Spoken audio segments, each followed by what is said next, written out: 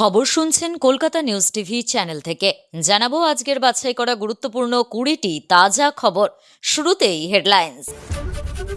যত তাড়াতাড়ি form fill up তত তাড়াতাড়ি ঢুকবে 3,000 টাকা।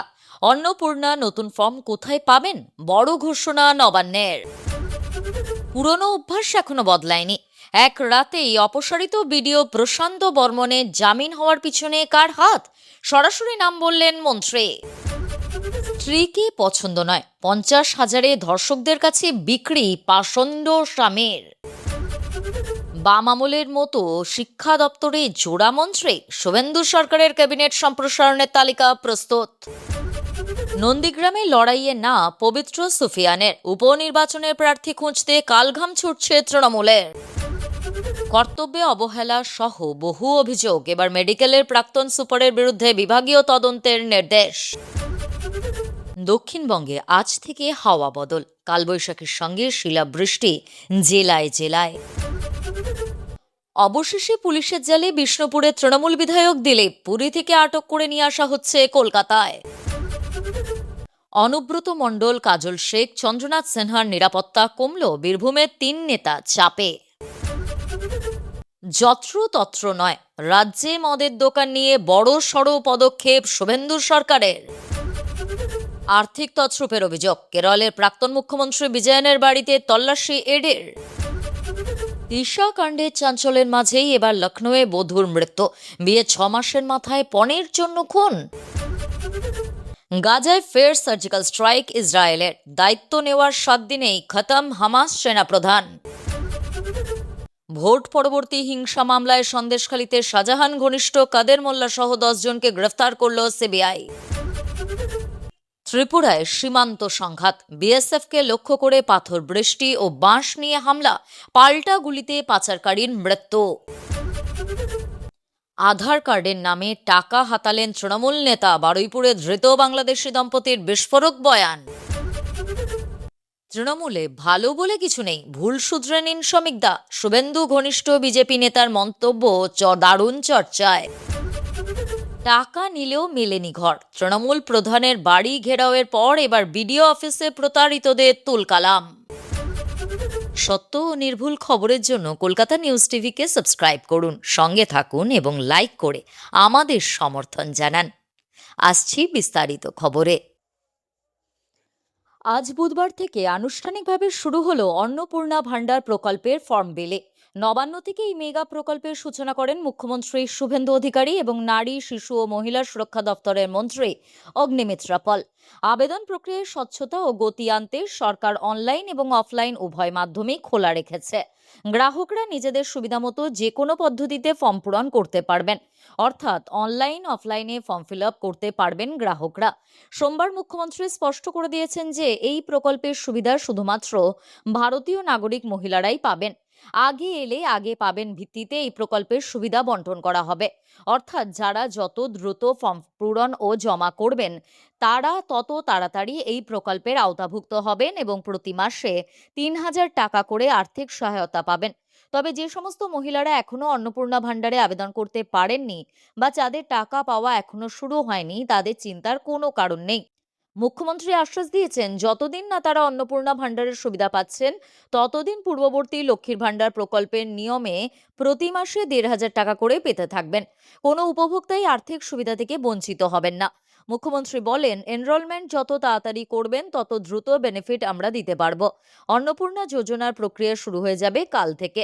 যেমন যেমন ফর্ম ফিল আপ হবে তেমন তেমন 3,000 টাকার ট্রান্সফারও শুরু হয়ে যাবে। 3,000 টাকা না ট্রান্সফার হওয়া পর্যন্ত লক্ষ্মীর ভাণ্ডারের টাকা অ্যাকাউন্টে ঢুকতে থাকবে। এবার থেকে শুধুমাত্র অন্নপূর্ণা ভাণ্ডারের ভেরিফিকেশন বা যাচাইকরণ নয়, সরকারের সমস্ত জনকল্যাণমূলক প্রজেক্টের মাঠ পর্যায়ের কাজ করতে হবে বিএলও বা বুথ স্তরের আধিকারিকদের। এই কাজের দায়িত্বে থাকছেন মূলত বিদ্যালয়গুলির শিক্ষক ও শিক্ষিকারা। সরকারের এই সিদ্ধান্তের ফলে সমস্ত সরকারি প্রকল্পের সুবিধা সরাসরি ও দ্রুত সাধারণ মানুষের দুয়ারে পৌঁছাবে বলে আশা করছে নবান্ন। স্বর্ণ ব্যবসায়ী খুনে অভিযুক্ত, ভুরি ভুরি অভিযোগ থাকলেও দীর্ঘদিন ধরে পুলিশের চোখে ফেরার ছিলেন। মাস 7 আগে সুপ্রিম কোর্টে তাকে আত্মসমর্পণের নির্দেশ দিয়েছিল। তারপরও গা ঢাকা দিয়েছিলেন অপসারিত বিডিও প্রশান্ত বর্মন। মদ্যপ অবস্থায় গাড়ি চালিয়ে এক ব্যক্তিকে ধাক্কা মারার অভিযোগে তিনি গ্রেফতার হন, কিন্তু রাতারাতি বারাসাত আদালত থেকে জামিনও পেয়ে যান তিনি। এবার এই ঘটনায় পুলিশের একাংশের ভূমিকা নিয়ে প্রকাশ্যেই চরম ক্ষোভ প্রকাশ করলেন রাজ্যের গ্রামোন্নয়ন মন্ত্রী দিলীপ ঘোষ।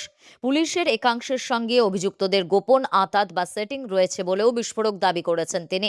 মন্ত্রী স্পষ্ট ভাষায় জানান, পুলিশের পুরনো অভ্যাস এখনো পুরোপুরি বদলে যায়নি। ক্ষোভ প্রকাশ করে তিনি বলেন, আমিও পুলিশকে জিজ্ঞাসা করেছি, এই সব লোকেদের আপনারা অ্যারেস্ট করছেন না কেন? পুলিশ নাকি এদের খুঁজে পাচ্ছে না, অথচ দেখা যাচ্ছে সন্ধেবেলা এরাই পুলিশের সঙ্গে একসঙ্গে বসে চা খাচ্ছে। অভিযোগ, প্রশান্ত বর্মন নিউ টাউনের রাস্তায় মদ্যপ অবস্থায় গাড়ি চালিয়ে এক পথচারীকে ধাক্কা মারে, তারপর গাড়ি না থামিয়ে পালিয়ে যাওয়ার চেষ্টা করে। সে সময় তাকে হাতে নাতে ধরেন এক প্রত্যক্ষদর্শী, নাম শামীম আহমেদ। তিনি ফেসবুক লাইভ করে প্রশান্তর কীর্তির সামনে আনেন। এরপর পুলিশ তাকে গ্রেফতার করে, কিন্তু প্রভাবশালী প্রশান্ত রাতারাতি ছাড়া পেয়ে যাওয়ায় কি এই শামীম আহমেদের নিরাপত্তা প্রশ্নের মুখে? ওই ব্যক্তি কতটা সুরক্ষিত থাকবেন? তবে দিলীপ সাব জানান যে অভিযুক্তরা ছাড়া পেয়ে গেলেই খুন করে দেবে সেই দিন আর নেই। রাজ্যে আইন শৃঙ্খলা শেষ হয়ে যায়নি, সবাই সুরক্ষিত আছেন। স্ত্রীকে পছন্দ হয়নি, তাই মাত্র 50,000 টাকার বিনিময়ে নিজের স্ত্রীকে বিক্রি করে দেন এক ব্যক্তি। পরে তাকে নির্জন স্থানে আটকে রেখে গণধর্ষণ ও নির্যাতনের অভিযোগ উঠেছে। ঘটনায় চাঞ্চল্য ছড়িয়েছে গোটা রাজ্যে। ইতিমধ্যেই অভিযুক্ত স্বামীসহ 7 জনকে গ্রেফতার করেছে পুলিশ, এবং এই নৃশংস ঘটনার তদন্তে উঠে আসছে একের পর এক চাঞ্চল্যকর তথ্য। পুলিশ সূত্রে জানা গিয়েছে, অভিযুক্তের নাম নিকেশ প্যাটেল। সে গণেশপুরা এলাকার বাসিন্দা। গত 19শে মে পালানপুর পশ্চিম থানায় গিয়ে নিজের স্ত্রী নিখোঁজ বলে অভিযোগ দায়ের করে সে। প্রথমে নিজেকে উদ্বিগ্ন স্বামী হিসেবেই তুলে ধরেছিল, তবে তদন্ত যত এগোয় তার বয়ানে একের পর এক অসঙ্গতি ধরা পড়তে শুরু করে। ডেপুটি সুপারিনটেন্ডেন্ট জিগ্নেশ গামিত এর তত্ত্বাবধানে তদন্ত শুরু হয়। কড়া জেরার মুখে শেষ পর্যন্ত ভেঙে পড়ে নিকেশ। পুলিশকে সে জানায়, স্ত্রীর প্রতি বিরক্তি থেকেই বন্ধুদের সঙ্গে পরিকল্পনা করে তাকে বিক্রি করে দেয়। তদন্তে উঠে এসেছে, আগেই পুরো ঘটনার ছক কষা হয়েছিল। পুলিশ দ্রুত অভিযান চালিয়ে একটি নির্দিষ্ট জায়গা থেকে ওই তরুণীকে উদ্ধার করে। উদ্ধার হওয়ার পর নির্যাতিতা জানান, তাকে একটি নির্জন স্থানে নিয়ে গিয়ে আটকে রাখা হয় এবং একাধিকবার যৌন নির্যাতন ও গণধর্ষণ করা হয়। অভিযোগ, তার সমস্ত সোনার গহনাও খুলে নিয়ে বিক্রি করে দেয় অভিযুক্তরা। এই ঘটনায় সঞ্জয় ঠাকুর, অশোক ঠাকুর ও শচীন দরবার সহ আরও কয়েকজনের নাম উঠে এসেছে। নির্যাতিতার অভিযোগের ভিত্তিতে মানব পাচার, গণধর্ষণ, ডাকাতি ও অপরাধমূলক ষড়যন্ত্রের একাধিক ধারায় মামলা দায়ের হয়েছে। ঘটনাটি সামনে আসতেই গোটা গুজরাতে তীব্র ক্ষোভের সৃষ্টি হয়েছে। পুলিশ জানিয়েছে, এই নৃশংস চক্রের সঙ্গে আরও কেউ জড়িত কিনা তা খতিয়ে দেখা হচ্ছে। দুভাগে দপ্তর ভাগ করে শিক্ষাক্ষেত্রে গতি আনার লক্ষ্য রাজ্য সরকারের। বাম আমলে বিদ্যালয়ের শিক্ষা ও উচ্চশিক্ষা দুটি পৃথক দপ্তর ছিলেন 2 মন্ত্রীও। তৃণমূল আমলে প্রথমে আলাদা থাকলেও পরে দুটি দপ্তর মিলিয়ে নাম হয় শিক্ষা। একজনই পূর্ণমন্ত্রী হন।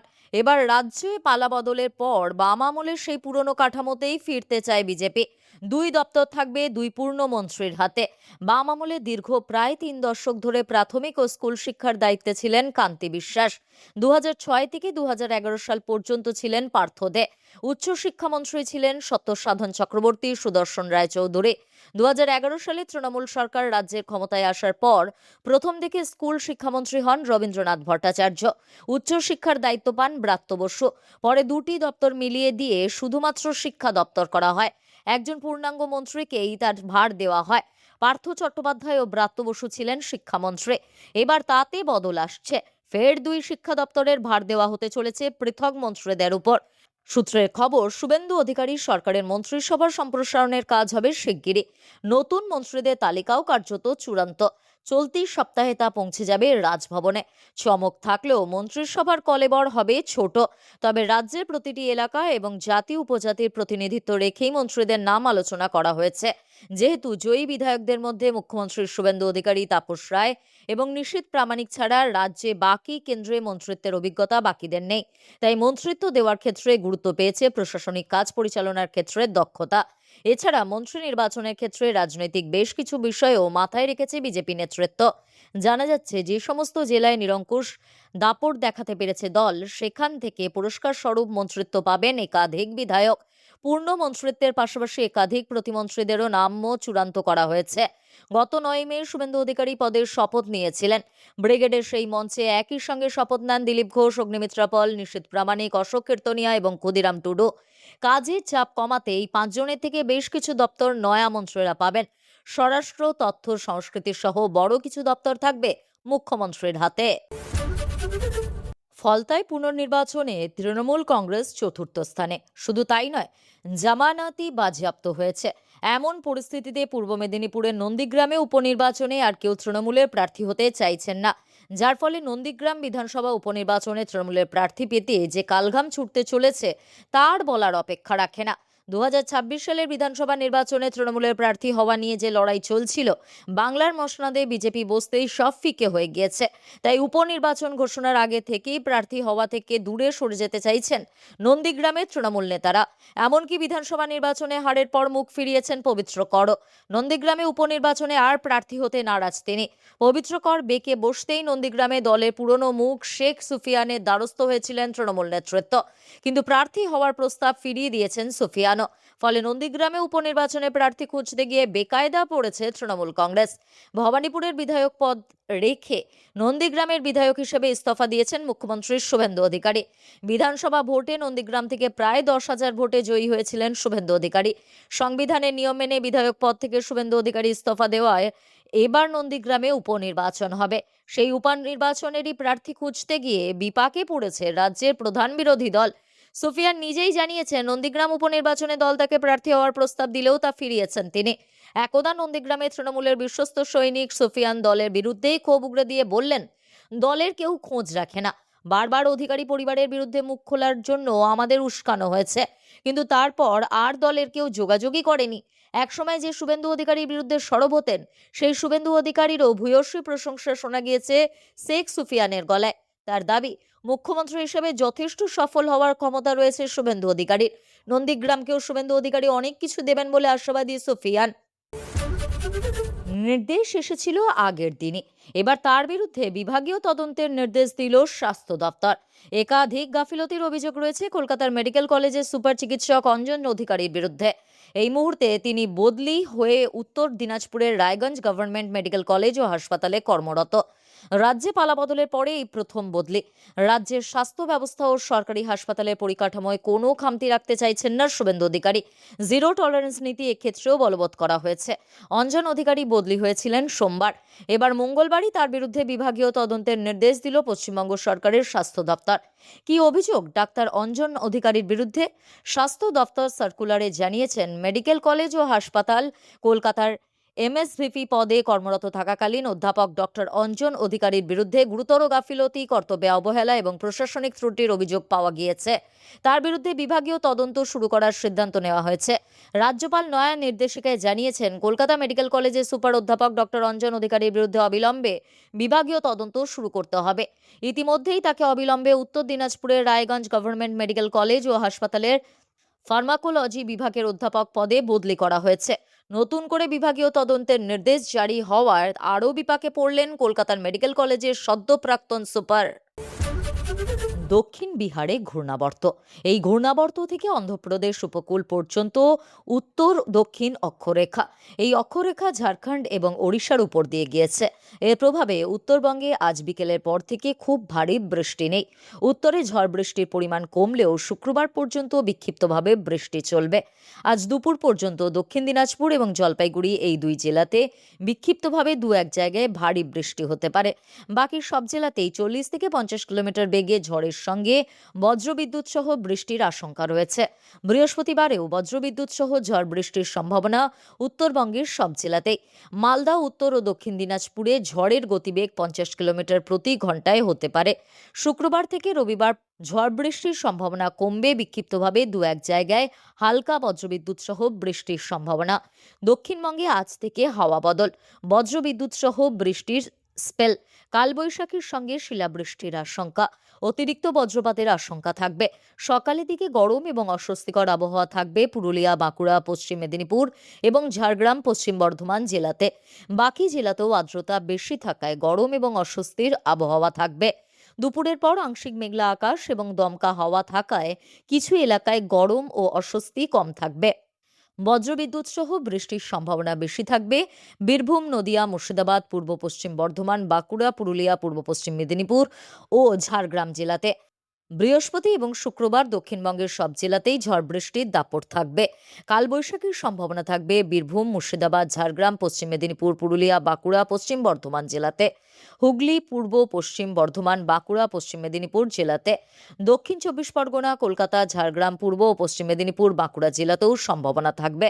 শনিবার 30শে মে বিক্ষিপ্তভাবে ঝড় বৃষ্টির সম্ভাবনা। রবিবার থেকে ঝড় বৃষ্টির সম্ভাবনা কমবে। গ্রেফতারির আশঙ্কায় সত্যি হলো, বাংলা থেকে পালিয়েও শেষ রক্ষা হলো না। পুরীর হোটেল থেকে পাকড়াও বিষ্ণুপুরের তৃণমূল বিধায়ক দিলীপ মণ্ডল। রাজ্য পুলিশের এসটিএফ তাকে পাকড়াও করেছে বলে প্রাথমিক খবর। পড়শি রাজ্যের পুরীতে একটি হোটেলে গা ঢাকা দিয়ে তিনি ছিলেন। গোপন সূত্রে খবর পেয়ে সেখানে হানা দেন তদন্তকারীরা। বুধবার পুরীর হোটেলে লিলি থেকে তাকে গ্রেফতার করা হয়েছে। ভোটের ফলাফল প্রকাশের পর সমাজ মাধ্যমে তৃণমূল বিধায়ক দিলীপ মণ্ডলের একটি ভিডিও ছড়িয়ে পড়ে। ওই ভিডিওতে তাকে কার্যত হুমকি দিতে দেখা যায়। সেই ভিডিওতে তাকে বলতে শোনা গিয়েছে, 15 বছর ধরে অনেক সংযম দেখিয়েছিলাম, শান্তিতে রেখেছিলাম, কিন্তু আর তা হবে না। বিজেপিকে প্রকাশ্যে হুমকি দিতেও শোনা গিয়েছে তাকে। এই ভিডিও প্রকাশ্যে আসতেই দিলীপের বিরুদ্ধে একাধিক এফআইআর দায়ের হয়। যদিও ভিডিওর সত্যতা যাচাই করেনি সংবাদ প্রতিদিন ডিজিটাল। এরপর গত 14ই মে সকালে দিলীপ মণ্ডলের পৈলানের বাড়িতে যায় পুলিশ ও র্যাব। বাড়িতে ঢুকে তল্লাশি অভিযান চালায়। এই ঘটনায় এলাকায় চাঞ্চল্য ছড়িয়ে পড়ে। বাড়িতে ঢুকে তৃণমূল বিধায়কের বিলাসবহুল জীবনযাপন দেখে তাজ্জব পুলিশ কর্মীরা। ওই বাড়িতে রয়েছে চিড়িয়াখানা, একাধিক দামি গাড়ি, সুইমিং পুল, দোলনা সহ কাঠের আসবাবপত্র। এছাড়াও বাড়িতে একটি গুহাও রয়েছে বলে জানা গিয়েছে। ওই তল্লাশি অভিযানের পর থেকেই বেপাত্তা বিধায়ক। তার খোঁজে তল্লাশি চালাচ্ছে পুলিশ। ইতিমধ্যেই গত 17ই মে রবিবার রাজ্য পুলিশের টাস্ক ফোর্স এবং ডায়মন্ড হারবারের জেলা পুলিশের আধিকারিকরা বিধায়ক পুত্র অর্ঘ্য মণ্ডলের খোঁজে তল্লাশি অভিযান চালান। অর্ঘ্য সহ 5 জনকে বকখালি ফ্রেজারগঞ্জ এলাকা থেকে গ্রেফতার করেন তদন্তকারীরা। তাদের কাছ থেকে আগ্নেয়াস্ত্র বাজেয়াপ্ত করা হয়েছে। ধৃতদের বিরুদ্ধে এলাকায় অযথা অশান্তি পাকানোর অভিযোগ উঠেছে। এই পরিস্থিতিতে রক্ষা কবচের আর্জিতে হাইকোর্টের দ্বারস্থ তৃণমূল বিধায়ক। বিভিন্ন জায়গায় তার খোঁজে তল্লাশি শুরু করে পুলিশ। রাজ্য পুলিশের এসটিএফও তাকে খুঁজছিল। এরই মধ্যে জানা যায়, রক্ষা কবচের আর্জি জানিয়ে কলকাতা হাইকোর্টের দ্বারস্থ বিষ্ণুপুরের তৃণমূল বিধায়ক দিলীপ মণ্ডল। সেই মামলা গ্রহণ করেছিল হাইকোর্ট, কিন্তু তিনি এই সময় আত্মগোপন করেছিলেন। পরে জানা গিয়েছিল বাংলা ছেড়েই পালিয়েছেন এই তৃণমূল বিধায়ক। শেষ পর্যন্ত তিনি গ্রেফতার হলেন। এবার বীরভূমে 3 হেভিওয়েট নেতার নিরাপত্তায় কাটছাঁট করা হলো। রাজ্যের বহু হেভিওয়েট নেতার নিরাপত্তা আগেই কমিয়ে দেওয়া হয়েছিল। এরা সকলেই তৃণমূল কংগ্রেসের নেতা। আগে ক্ষমতায় থাকার জেরে বাড়তি নিরাপত্তা ভোগ করতেন, যার কোনো যুক্তি ছিল না। এবার ক্ষমতায় বিজেপি আসার পর ওই বাড়তি নিরাপত্তা ছেঁটে ফেলা হয়েছে বলে জানা গিয়েছে। বীরভূমের এই 3 হেভিওয়েট তৃণমূল নেতারা হলেন অনুব্রত মণ্ডল, কাজল শেখ ও চন্দ্রনাথ সিনহা। তাদের নিরাপত্তায় কাটছাঁট করল রাজ্য প্রশাসন। অনুব্রত মণ্ডল কোনো মন্ত্রী নন, সেক্ষেত্রে বাড়তি নিরাপত্তা থাকার কোনো কারণই নেই। সেক্ষেত্রে এবার সরে গেল বাড়তি নিরাপত্তা। চন্দ্রনাথ সিনহা আগে মন্ত্রী ছিলেন, এখন আর তিনি মন্ত্রী নন। আবার কাজল শেখ জয়ী বিধায়ক হলেও কোনো মন্ত্রী নন, তাই এদের বাড়তি নিরাপত্তা সরিয়ে নেওয়া হয়েছে। জেলা পুলিশ সূত্রে খবর, গতকাল রাত থেকেই বদলে দেওয়া হয়েছে তাদের নিরাপত্তা ব্যবস্থা। তুলে নেওয়া হয়েছে পাইলট, স্কট এবং হাউস গার্ড। অনুব্রত মণ্ডলকে Y+ ক্যাটাগরি নিরাপত্তা দেওয়া হতো, এখন আর সেই নিরাপত্তা তার থাকছে না, যা নিয়ে জোর চর্চা শুরু হয়েছে। অনুব্রত মণ্ডল এখন থেকে তার সঙ্গে সর্বক্ষণ পাবেন মাত্র একজন সশস্ত্র নিরাপত্তারক্ষী। জেলা পরিষদের সভাধিপতি তথা হাসান বিধানসভা কেন্দ্রের বিধায়ক কাজল শেখের নিরাপত্তাতেও থাকা পাইলট, স্কট ও হাউস গার্ড প্রত্যাহার করা হয়েছে। তার বদলে জেলা পরিষদের সভাধিপতি ও জয়ী বিধায়কের নিরাপত্তায় থাকবেন 2 জন সশস্ত্র রক্ষী। এতদিন তারা যা নিরাপত্তা পেতেন সেটা বাড়তি বলে জেলা পুলিশ সূত্রে খবর।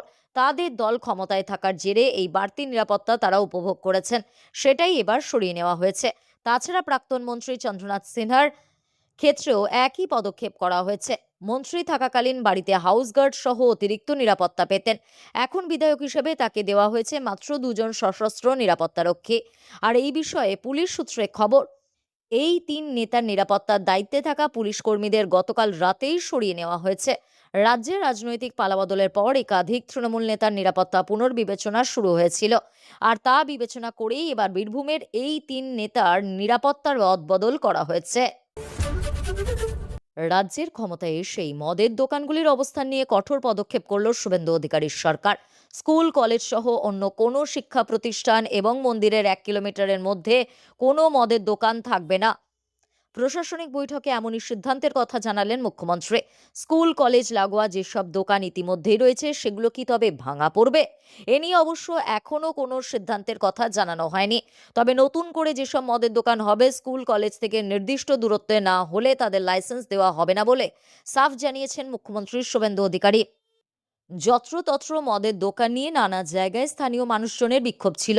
কখনো রাস্তার উপর মদের দোকানগুলিতে সুরাপ্রেমীদের দীর্ঘ লাইনের যে যান চলাচলে অসুবিধা, কখনো দোকানের জন্য স্থানীয় পরিবেশ নষ্টের অভিযোগ উঠেছিল অহরহ।